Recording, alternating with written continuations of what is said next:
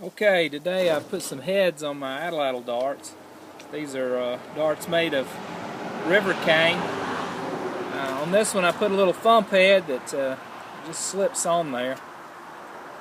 Just hollowed it out, and most of the technology that we think of from primitive times was more like this. They would make a fore shaft and shove it in here. But this happened quite a bit too, and people don't talk about it as much, but that was pretty common, especially before this started, when people had thicker spears and would put bigger, almost like obsidian knife blades on the ends of these things, and would use the spears more like this, and they weren't throwing them as much except by hand.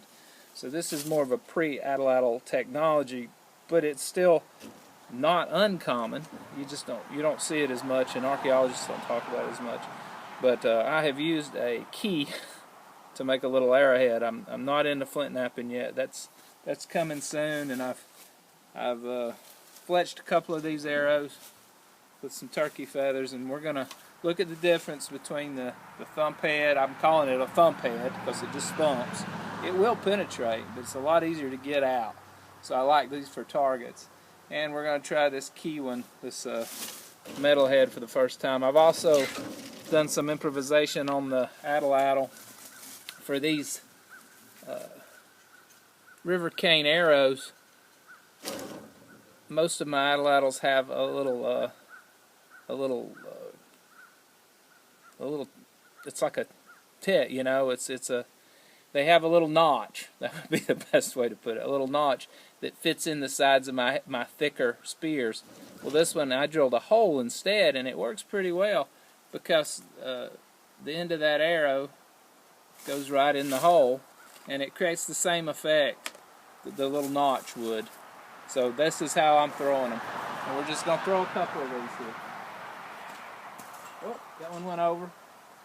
Let's throw this one with the key. Right in there.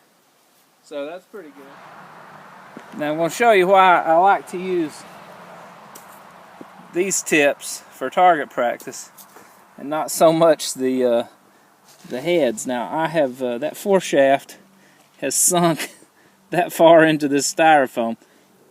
This one, I think you can see there where it hit once before, just goes in about like that, and I can pull it right back out. This one, I didn't glue the fore shaft down. That's a little bit of duct tape to keep my shaft from splitting. I just stuck it in there real good, and now it's in there. That's exactly how it would go in an animal. It would stay in your shaft if you didn't glue it, and a lot of times they didn't. It would just bounce back out, and you could reuse your shaft. So that's a little bit of technology. Modern times, people glue them in there. And that's great if you're target practicing and you need to pull it back out. But if it's an animal, you want him to keep running with that far into him. But you don't want him to take off with your arrow, because that's some time you've got into that arrow technology. So just to note.